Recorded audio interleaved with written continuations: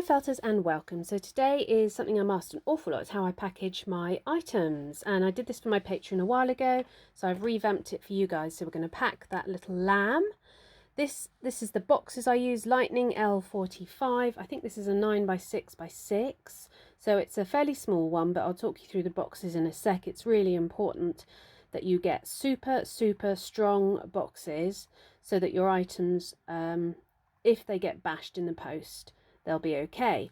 So this is an eco-friendly supplier as well, so I'm pretty happy with these boxes. I think they are at least 75-80 pence. So it's called a double layer box, where I just showed you at the side, so that's what makes it nice and thick. And I have this stamp, so you can get stickers made up, but I was trying to save some money, so I have a stamp, and I stamp it on before I make up the box, because otherwise it's impossible to get a good image come out on the stamp. You have to hold it down and make sure that all of the stamp makes contact. I feel it's fairly good, but stickers would save you time. The problem being that the stamp doesn't dry very quickly, so you could do things in advance. That would be great. Try and keep your stamp separately, because the ink just goes everywhere. Now I have to blot it dry several times to speed things up, but like I said, if you were very good, you could just go through and stamp 10 boxes at once. So I'll put the stamp on, so when it arrives somebody knows it's from me. Make sure that's dry, and then we're going to tape up the underside of the box. I've got an eco-friendly cardboard tape, and I did buy this gun dispenser. It's a lot easier to do it and to get it looking a lot neater and smoother, so I do think that does help. So fold the box down, do the base.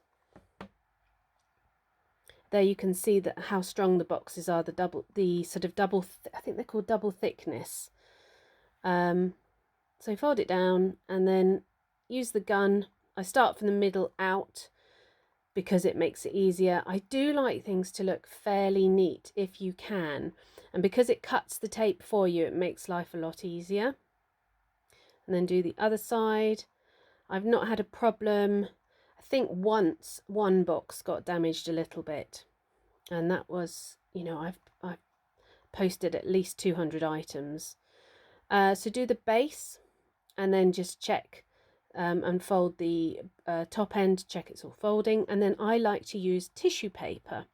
I find it works really well. The shredded stuff can sometimes go everywhere. It depends what you've got. With one of the items later on, I use bubble wrap, but I like people opening the tissue paper when an item arrives. So I think it's really good, and it does not cost you that much at all. I use it at all my craft fairs. Sometimes I put a little extra felted item in, especially if someone's spent quite a lot of money with me. I've got these needle felted hearts. So that's all folded up into the tissue paper, nice and easy. Sometimes I put things in bags because it just keeps them a little bit extra protected. These are the bags I use for my craft fairs. So pop your lamb or your item into a bag, or just double tape it. And then I've got these stickers saying thank you for supporting my small business. You can get these off Amazon. They really are quite cheap. It just gives it a little extra touch or something. So get your sticker ready. Pop your item in the bag, or like I said, just double wrap it in tissue paper. I like to fold the bag over and then use the sticker to seal the bag. And then this happens to fit in the box really neatly. Sometimes you have to do it a little bit upright. Try it out beforehand. Make sure you've folded the item to the right size for your box. I have 2 box sizes. This is actually quite a small item for me. A lot of my things I make are a bit bigger. So this actually fitted in really neatly. And then in the gap that you've got in the top, I will then put a load of more tissue paper in. But again, use what you've got. If you get the Amazon paper, the cardboardy, the thicker paper, you can use that, you know, and recycle.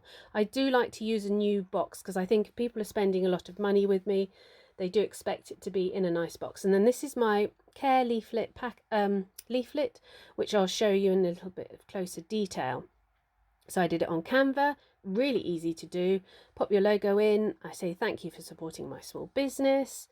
Then I go through care instructions such as don't let animals play with it, not for children, very important, don't put it in direct sunlight if you need to comb it out, use a needle, and then put my details. And then this is just a little bit about me on the back, which I think it's nice just to fill up the back and people want to see it. So you pop that in at the top of your bag. I did used to put in the invoice from Etsy. I don't print it out anymore unless it's obviously a gift label. But because I've got this care package, I've also done thank you cards as well now from Canva, and I write a little note on them. But you can just get thank you notelets. You don't have to get them printed up. So seal the top. I like to do either side and then do one over the top again to make sure it's fine. Sometimes if items are going to America, I might put the whole item into a bubble wrap envelope because that will keep it waterproof. It's not something I thought about in the beginning when posting things that far. I would hope they wouldn't get wet, but they could. So there we go, there's the stamp. And then I will put the address label on the other side. Now I print out the address label. You can get printers and do it all properly, but I print it out in quite big. You get one of those envelopes that you can slide it into. I don't have it for this one, but those envelopes will keep the whole address waterproof. But I've sellotaped this one on, and the address is underneath there. Obviously can't show you, but typing it out makes it a lot smarter. You can just copy and paste. And then this is my Felts by Philippa with my home address on the back, obviously, because you have to put this on. If something gets lost, it comes back to you. And I have had one item go to Italy. The wrong address was put on by the person and it came back to me. So here I am just packaging up something else, which I do use bubble wrap for because it's a teacup. And I'll just talk you through postage because on Etsy you can have the free shipping to America. Now I used to do that. I do not do that anymore. I simply add on £4 to my items and do free shipping UK, and then now I just stipulate it's about £18 for America or a bit more because I add that £4 on. So it's up to people in America or abroad to choose if they want to pay for the shipping. It hasn't affected my listings in Etsy at all. So I've been quite happy with the way it's working, and that's the way I'm going to do it because it caught me out a couple of times on Etsy and I lost money.